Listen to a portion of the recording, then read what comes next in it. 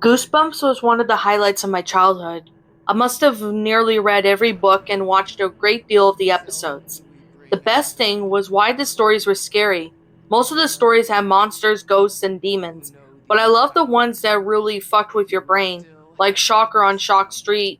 Goosebumps was one of my favorite series of the books, even if they kept me up during the night. Last week I was cleaning up my spare room. It was packed full of boxes, books, and old clothes, which was strange seeing as I've only been living in my house for 3 months now. I found an old Tupperware box with the words Goosebumps written on it. All my old Goosebumps books were in it. A wave of nostalgia washed over me as I was near tears as I looked at the covers that scarred me shitless as a kid. A lot of the pages were dog-eared, and I found 2 bookmarks and 6 business cards. At the bottom of the box was a VHS tape with Goosebumps Hide and Seek, written in blue marker on it. Honestly, I can't remember owning any of the episodes from the TV show. It was so odd it was just there. I didn't think too much of it at the time and decided that it would bring me back a few memories if I watched it.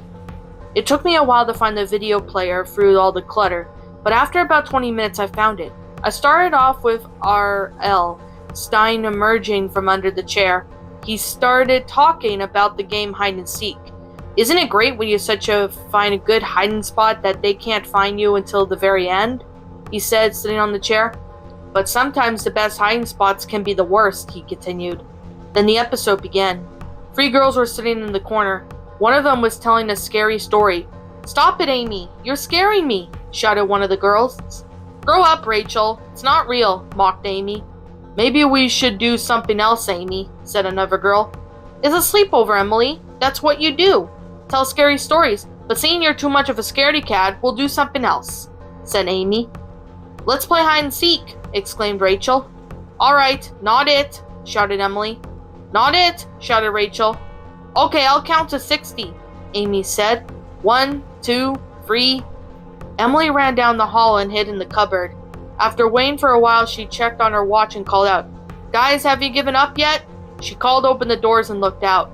She was in a dark room and there was a small dude with a fucked up blurry face standing in front of her. "Welcome," he said in a deep voice. "Who are you?" asked Emily in a panicky tone. "Wait till my parents get home, they'll find me," the man chuckled. "You humans humor me. Your parents will hate you. You hate your parents." "No, I don't. I love them, and they love me," cried Emily. "Love is just a chemical reaction, made up to make us feel like living is worth something. We all hate each other. Feelings are made up to comfort us." Emily crawled back to the cupboard saying, "You can hear the banging on the back door." The man looked at the camera. "Your parents hate you too. Love is fake. You all hate your so-called friends. No one cares about you and you don't care about anyone. There's no point in living, we just pretend it's there. You might as well just end it now, not as painful as you may think." It then cut to Emily inside the cupboard. She opens the doors again and the man was still there. He was about to say something, but I stopped before he did. I sat there for half an hour staring at the static. I went and had a shower, probably drove the neighbors crazy, seeing it was midnight, but I didn't give a shit. I tried distracting myself by reading, but I couldn't make sense of the words. All I could hear was his words, "Nobody cares about me. I care about no one," I said to myself over and over. I tried going online, browsed on some boards on 4chan. He tried reading a few fanfics, but I couldn't get those words out of my head. I went on Facebook. All these friends messaging me, inviting me to parties, posting pictures of me. They don't care about me. Feelings are made up to comfort us. Love is just only a chemical reaction. I may as well end it now. And that, my little pretties, was Goosebumps Lost Episode. A Goosebumps Lost Episode creepypasta. My final thoughts on this story?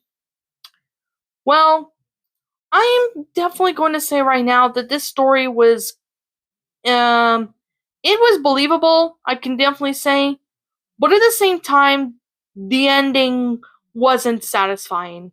I mean, the big thing I can say is that the ending wasn't really satisfying.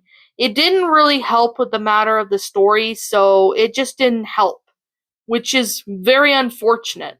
Like, this story did have a good potential, to be good, which of course it is, but up until the ending, the ending just kind of sucked. That's literally all I can really say, is that the story was just not that great in detail. The story was just, I don't even know. I mean, this story definitely has a concept of getting a child to commit unalive. Like, why would they do that? Like, why would you do that? That doesn't really help with your story. That just makes it look terrible, and it just doesn't help. That's obviously one of the things I can definitely say about this story, is that it didn't help, and it didn't help the story, and it didn't make it any good. It just, I don't even know. I generally don't know why this story, decides to do that. I mean, the grammar's alright, I can definitely say, but the concept of it was just, it just didn't work with the story. And I can definitely see right now, because, I'm reading this story again and again. I've listened to people narrate this story, and it's not that good. It generally isn't. That's utterly something I can say, is like, why are people doing this? Why? Why are people doing this? I I don't understand it. Why are people thinking, it's okay to sit there and have a child commit unalive in a story? Like, I don't get it. I really don't. I don't understand it either. I really don't understand it. But I really do wish that the story was better. Like, there could have been a good potential with this story, but unfortunately, that's not the case. And that's really disappointing. And it's unfortunate. But, I mean, the story could have been better, but unfortunately, that's not the case. That's not the case with this story.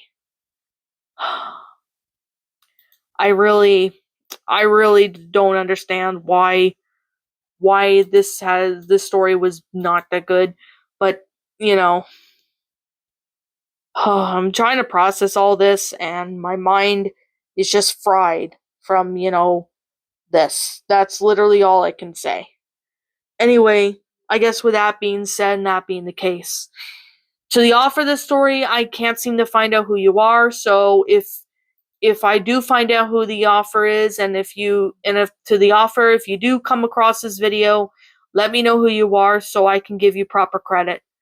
So anyways, like I'm always gonna say, this is simply my own personal opinion, and if you happen to disagree with it, that's perfectly fine too. We're all entitled to our own opinions in regards to these creepypastas. This is just simply my own personal thoughts. I'm gonna give this story a 1 out of 10. Mainly because the grammar was alright and it was readable in that, but the whole story was not good. That's literally something I'm definitely going to say. It had cliches, which it does. The story was just not that good. I didn't really care for the story. I mean, I like the narrations people did, but when I read this story, it's a whole new level. So, yeah. Oh my god, I'm trying to process this, so yeah. Anyways, what did you guys personally think of this creepypasta? Did you all enjoy it? Did you all not? Also, what you have done personally to help make this story a lot better. Feel free to let me know what your thoughts are down in the comment section down below. I'm Shadow the Lion Queen. Thank you so much for watching today's video, and if you're new to my channel, leave a like, comment, and subscribe if you're new. Ring the bell for notifications, 20 uploads, that way you guys will not miss an upload. Yeah, as always, if you guys want to go follow me on Blue Sky, follow me on Twitter, follow me on DeviantArt, as well as follow me on my backup channel known as Ms. Dark Shigo, as links to all those will be in the About page section, so you guys can go and follow me on those if you want. So, yeah.